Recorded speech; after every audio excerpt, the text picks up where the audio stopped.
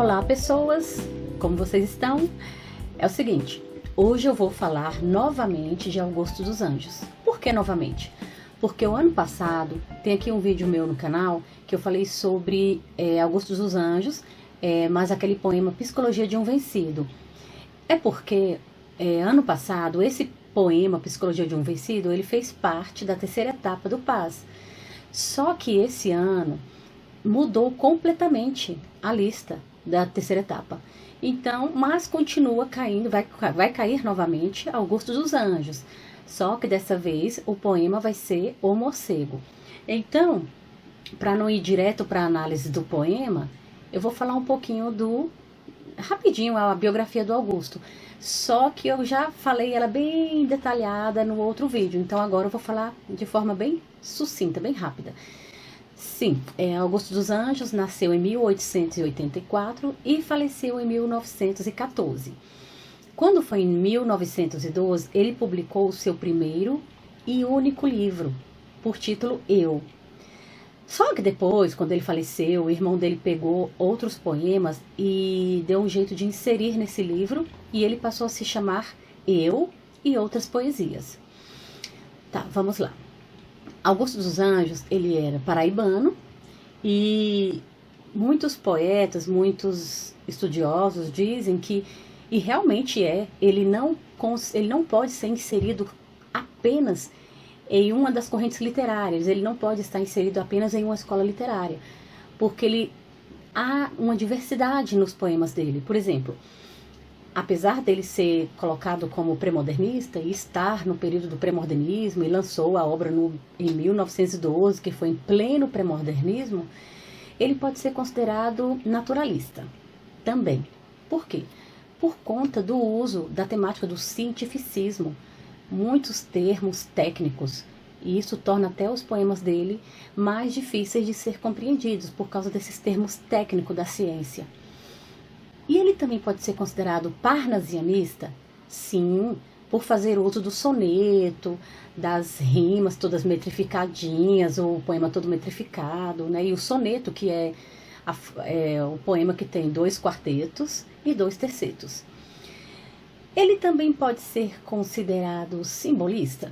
Sim, ele também pode ser visto como simbolista por fazer uso do pessimismo, dos temas mórbidos, desses temas ruins, né, do negativismo. Inclusive, esse negativismo que ele aderiu não foi assim em vão. Ele acabou herdando daquele escritor alemão Schopenhauer. Inclusive, esse escritor alemão, no período, estava assim bem alta, né, bem famoso no período. Ele acabou aderindo, herdando, né, essa questão aí do pessimismo, do negativismo nos seus poemas.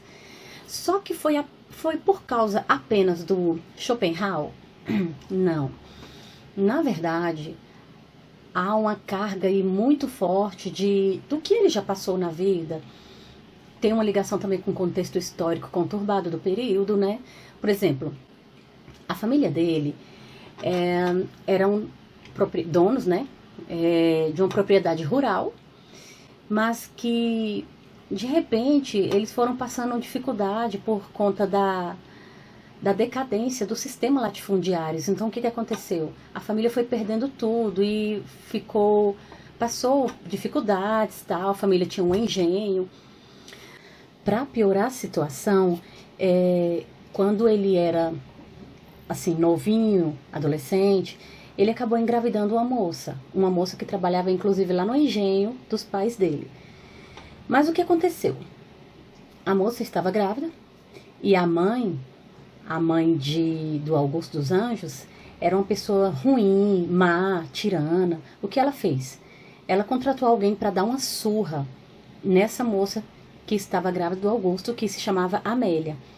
Então ela deu um jeito de alguém dar uma surra nessa Amélia, e essa Amélia acabou falecendo, e, consequentemente, falecendo ela e o bebê, né?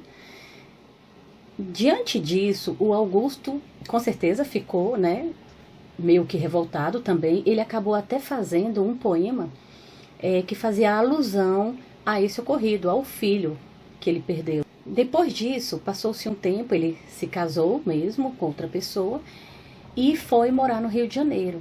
E a vida dele no Rio não foi fácil. Inclusive, ele não conseguiu se adaptar no Rio de Janeiro e lá ele ficou vivendo assim numa turbulência. Ele ia para uma pensão, ia para outra, depois se mudou várias vezes.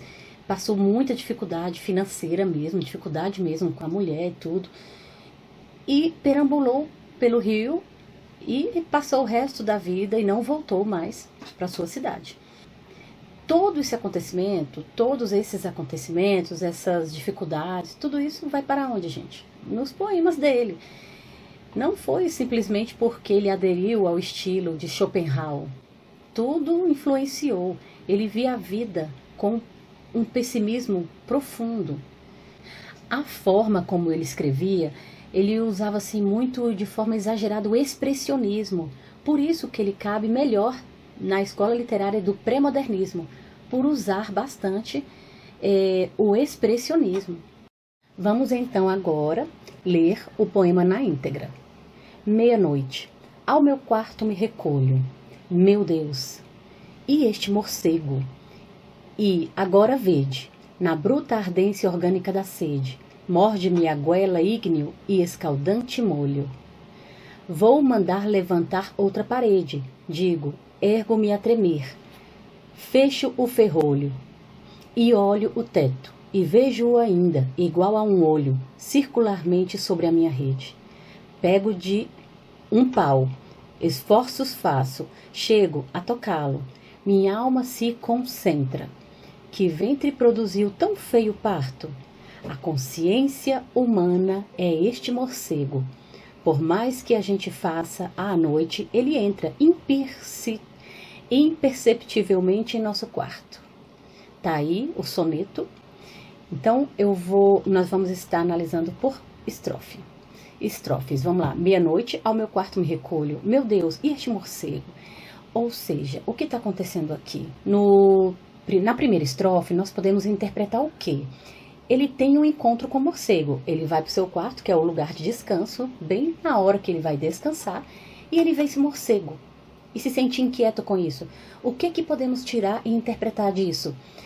Quando nós estamos cansados, vamos para o nosso quarto descansar, que é aquele momento de paz, o que acontece? Nós nos deparamos com alguma coisa que é chamada de problemas. Por quê? Que é o momento de descanso. Nós estamos ali para refletir, para fazer um feedback.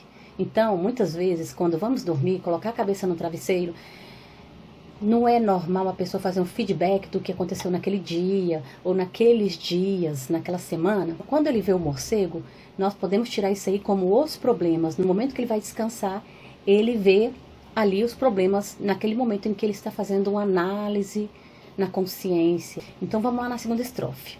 Vou mandar levantar outra parede, digo, ergo-me a tremer, fecho o ferrolho e olho o teto, e vejo-o ainda, igual a um olho, circularmente sobre a minha rede. Essa segunda estrofe, a interpretação que a gente tem é de que o eu lírico, ele quer se livrar do morcego. Ele quer se livrar, mas ele não consegue. O morcego continua ali. Da mesma forma, quando a gente vai descansar, vai se deitar e passa a fazer aquele feedback e lembra dos problemas. Então, muitas vezes a gente quer se livrar daquele problema, quer esquecer aquilo, mas fica ali, na consciência, cutucando. Você não consegue se livrar.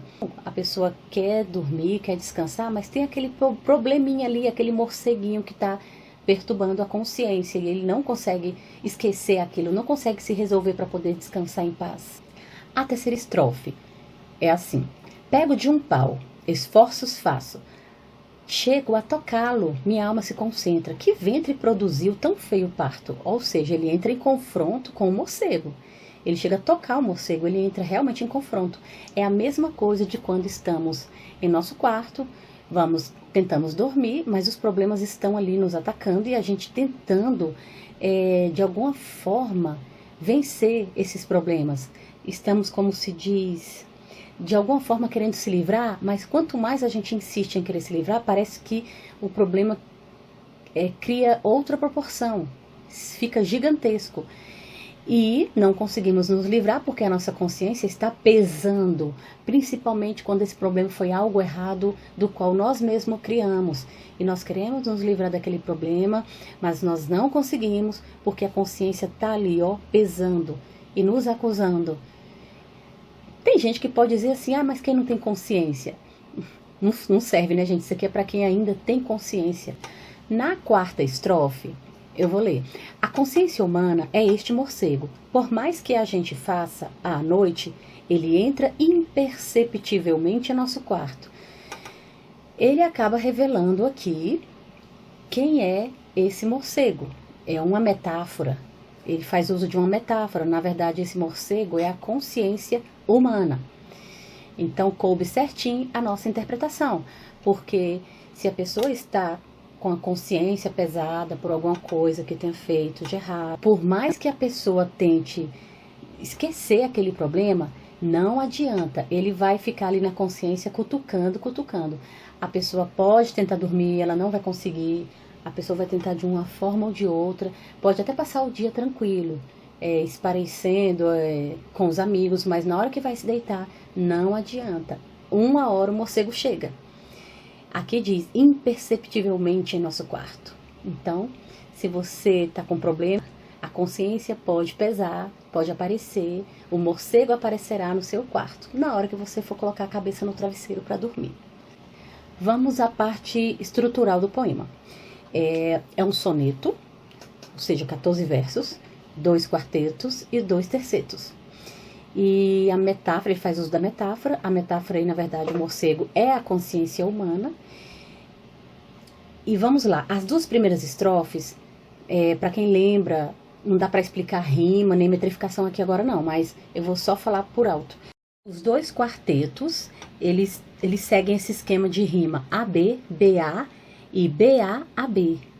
E os 2 tercetos seguem o restante vai ser CDE e o último terceto CDE. Ou seja, os 2 primeiros quartetos, eles vão ser, na verdade, ricos, e os 2 tercetos, pobre. E a disposição das rimas mostra também que os 2 quartetos, eles são opostos, né? E os 2 tercetos a gente pode colocar como alternadas ou reiteradas. Pessoal, então é isso. Eu espero que vocês tenham gostado, curtam. Eu tenho Instagram também, eu vou estar fazendo sorteios, de vez ou outra eu vou estar fazendo sorteios. Meu Instagram é Noêmia Salão. Pode estar se inscrevendo lá, eu vou estar sempre fazendo sorteios daqui pra frente. E até a próxima, galerinha!